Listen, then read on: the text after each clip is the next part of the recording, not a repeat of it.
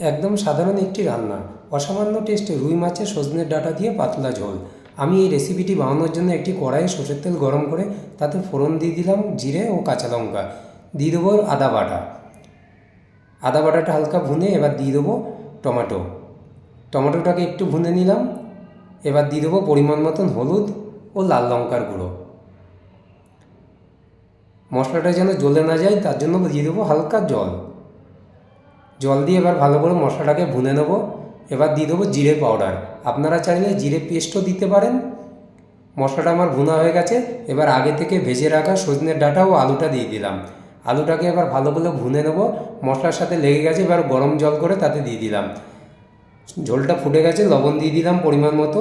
এবার ভেজে রাখা মাছগুলো দিয়ে দিলাম।